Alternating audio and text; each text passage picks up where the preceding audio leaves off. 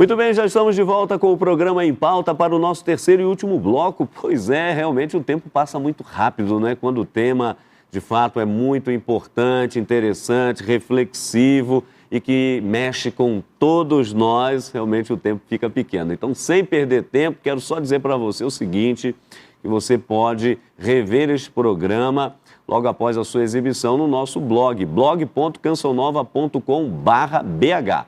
blog.cançãonova.com/bh, você acompanha o programa Em Pauta, tá certo? E também, logo após a exibição na televisão, claro. E também no site do Frei Antônio Moser, antoniomoser.com, ali além dos livros, da agenda, das várias atividades presentes no site do Frei Antônio Moser, você também tem um link para o programa Em Pauta, os principais temas estão ali para você ter acesso, tá certo? Então nós vamos continuar aqui com o nosso programa. Frei Moser, você ia dizendo em relação à fala das pessoas e do professor do segundo bloco?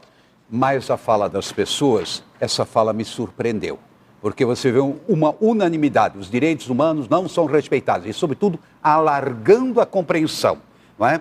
Não só governos violam direitos humanos, autoridades, mas também o próprio povo viola os direitos humanos. Isso eu gostei. Em outras palavras, ninguém tem as mãos limpas. Todo mundo tem que lavar as mãos. Primeira observação. Segundo, observação no sentido de muita gente que está jogada por aí. Sabe o que me escandalizou há alguns dias, seja em Belo Horizonte, seja em Fortaleza e outros lugares? O amontoado de mendigos. Não é possível. Gente, nós que estamos num país próspero, etc., uma potência, né?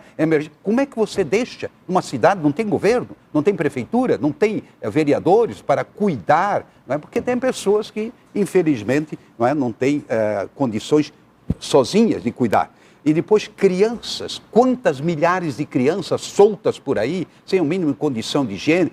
Porque toda criança tem direito à escola, e no entanto não tem, a creche, e no entanto não tem. Traduzir, gostei demais. Ou seja, temos que alargar o debate, então sim, vai ser realmente proveitoso. Tá certo, olha, e uma vez mais perguntamos às pessoas, os direitos humanos estão possibilitando a liberdade ou oprimindo o povo? Vamos ver o que as pessoas responderam. Quando eles são bem aplicados, ele com certeza ele dá liberdade, entende?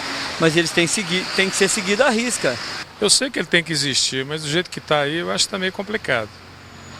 Eu acho que até certo ponto ele está oprimindo muito mais do que ajudando. Garante boa parte da liberdade, sim. A opinião é essa. Eu acredito que estão garantindo a liberdade, sim. Aquele que sabe usar, aquele que tem um conhecimento.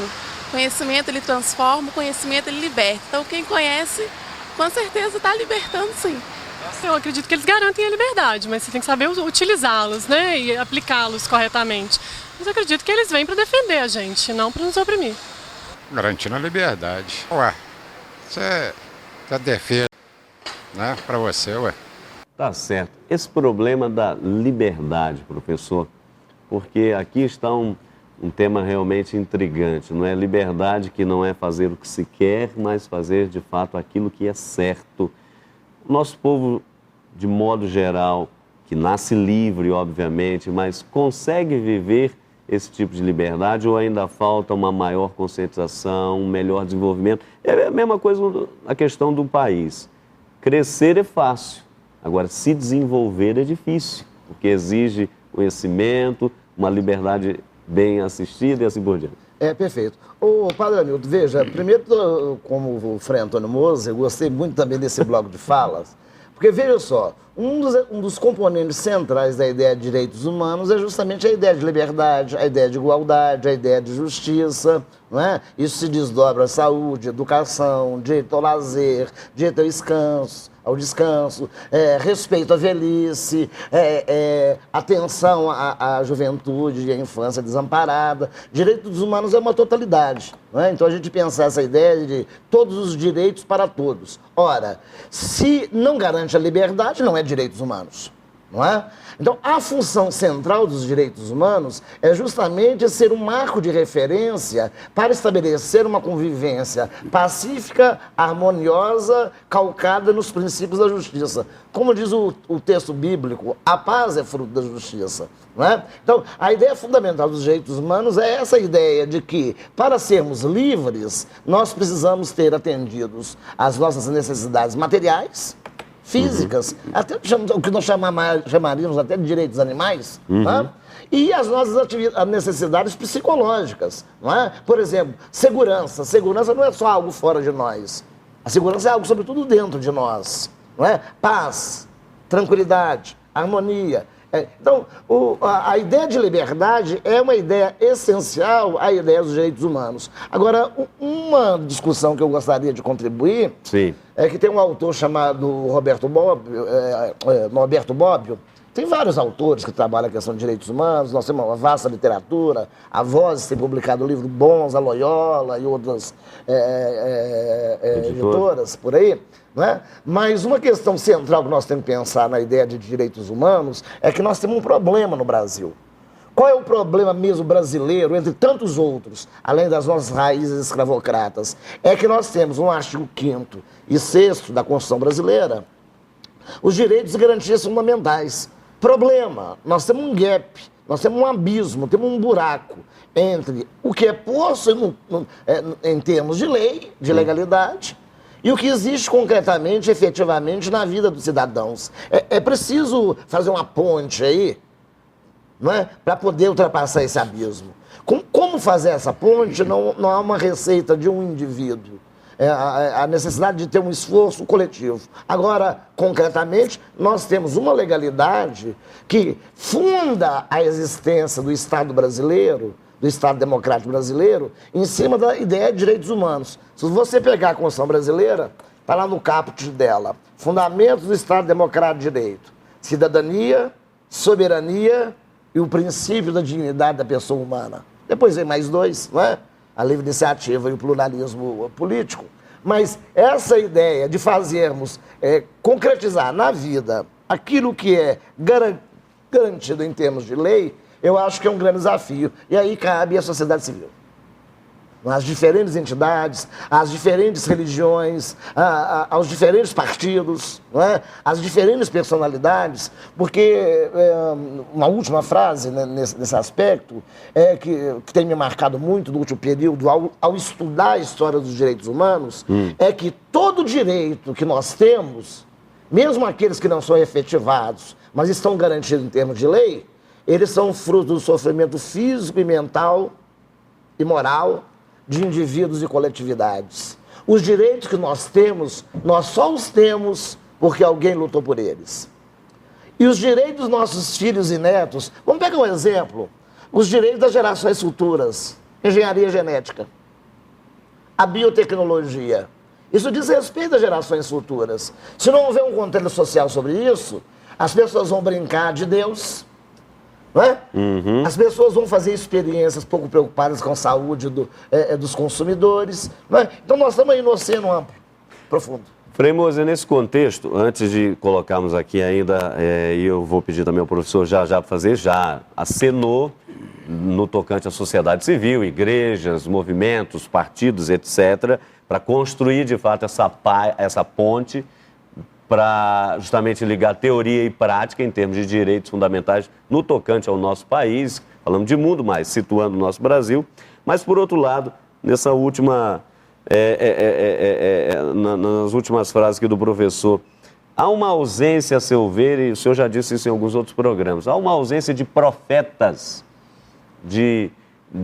justamente no tocante à questão dos direitos, porque isso que ele acabou de mencionar, ou seja, quando não se tem alguém que grita, que sofre, que é perseguido, etc., mas alguma coisa não acontece.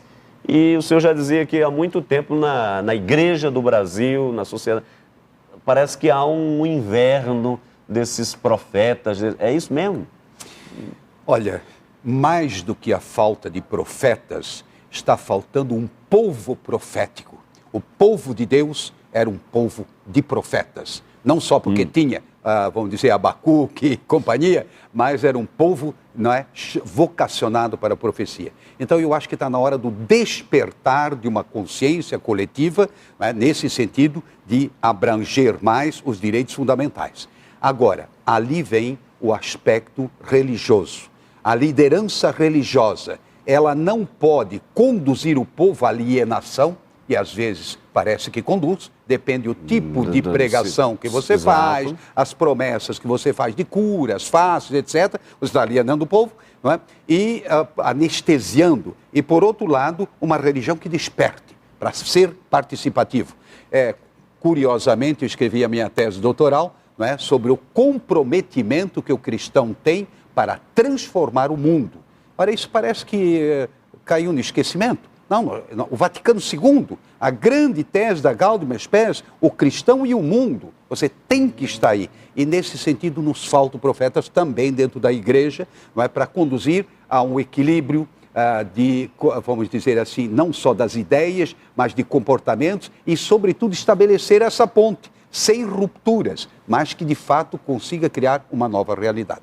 Agora, aqui, professor, estamos na mesma sintonia. A Marlene, aqui pelo Twitter, não é? _Hamilton, ela diz o seguinte: olha, os direitos não são respeitados porque os brasileiros são mal educados, não têm cultura, sem dizer que os nossos políticos deixam e muito a desejar. Então, aí nessa mesma linha do Frei Moser, esse povo profético, essa coletividade, que o senhor também já acenava isso. Então, a pergunta é, como é que se desperta esse povo? Quais são, aqui vem a questão fundamental, quais são os passos para despertar a nossa população, a nossa sociedade, para que realmente tenhamos um país onde os direitos sejam respeitados, onde todos possam viver de forma fraterna e participar de todos os bens que o país produz, obviamente. Veja só, Marlene, eu vou ser bem franco na minha resposta. Eu não acho que a responsabilidade seja do povo brasileiro, não. O povo brasileiro, na verdade, ele é vítima de um processo histórico que o colocou nessa condição. Não é? Por exemplo, o povo brasileiro não tem educação. Não é que o povo brasileiro não tem educação, é que não lhe é oferecido uma educação de qualidade. O povo brasileiro desrespeita os outros. Não sei se isso é verdade. Não ter educação, quer dizer, não recebeu educação faz tempo da parte do governo, dos subsídios, da estrutura, nesse sentido até que procede. Exato. Né? Quem não deu a educação, exatamente, qual é a qualidade da educação? Mas você tem toda razão ao colocar essa preocupação. Como superar essa situação? E não apenas como detectar o problema. Eu acho que tem alguns caminhos. Quais? O primeiro caminho precisa de uma transformação de mentalidade. Nós precisamos nos colocar na contramão da sociedade só dos valores materiais, da sociedade só do consumo, da sociedade só das marcas, da sociedade só do status. Né? Nós precisamos nos colocar no patamar de que o ser humano pode não ter nada, mas ele é ser humano e ele é o valor. Claro. Ele é o valor. Não é? Por exemplo, queimar mendigo em praça pública. Parece que virou moda ultimamente. Queimar índio em praça pública. Queimar prostitutas em praça pública. Não há nada que justifique essa barbaridade. Abuso sexual de crianças. Não há nada que justifique essa barbaridade. Então, o que nós temos que ter, curto e grosso, meu entendimento, mudança de mentalidade e subjetividade. Ou seja, incutir valores que coloquem o humano como prioridade absoluta. Sobretudo, a criança como prioridade absoluta e o idoso como prioridade absoluta. Não é? E só para terminar essa parte, a seu ver, como é que anda o termômetro dessa mudança? Em que nível nós estamos? Estamos despertando de fato? Estamos já caminhando bem nesse sentido ou ainda estamos muito adormecidos? Olha, o termômetro atual aí. Eu sou daqueles que nós avançamos muito. Se a gente olhar 40, 50 anos atrás, um quadro outro, nós avançamos muito. Agora, nós precisamos avançar muito mais. Não é? E essa caminhada é uma caminhada coletiva. Não é? Só o fato de abrir o debate, a TV Canção Nova já está proporcionando uma contribuição muito grande, porque torna-se discussão, não é? Torna-se conversa, e daí as soluções começam a aparecer. Tá certo. E do ponto de vista teológico, Frei Moser? Eu estava esperando essa sua colocação do ponto de vista teológico. Eu acho que enquanto as pessoas não tiverem consciência de que são filhos e filhas de Deus, não importa o nome que se dê a Deus, não é? Aí as várias religiões, ou mesmo alguém que não tem uma religião explícita, mas sinta a humanidade, não é? Vibrando a sua consciência, nós não iremos até o ponto que deveríamos ir. Na medida que essa consciência vai se impondo, eu sou uma criatura de Deus, por isso eu sou irmão, eu sou irmã. Ou seja, na medida em que nós não nos tornarmos franciscanos de São Francisco de Assis, não se progride tanto quanto se poderia progredir. Na medida que você assume essa condição, as coisas se tornam mais viáveis. Ou seja, é um novo espírito, é uma conversão, é um voltar-se para as suas origens, a sua pequenez e a sua grandeza ao mesmo tempo. Então, eu acho que por aí nós temos uma grande contribuição. Gostei também da colocação da conscientização, mudança de mentalidade, mudança de costumes, não ir na onda, todo mundo faz, mas pelo contrário, você criar uma outra onda, uma contra-onda, de tal forma que então todos se sintam melhor. Tá certo. Vou terminar aqui com o artigo 1, justamente da Declaração Universal dos Direitos Humanos. Todos os homens nascem livres e iguais em dignidade e direitos. São dotados de razão e consciência e devem agir em relação uns aos outros com espírito de fraternidade. Se você ficou incomodado com esse programa, parabéns. Cumprimos então a nossa missão. Vamos em frente, há muito o que fazer. A você o nosso obrigado, o seu carinho pela participação, por estar aqui conosco nessa 1 hora. Professor meu, muito obrigado. Frei Moser igualmente. E prometemos retornar na próxima sexta, se Deus quiser, um novo tema. Essa discussão não para aqui, vai ser continuada com certeza. Um ótimo final de semana e até a próxima sexta, se Deus quiser.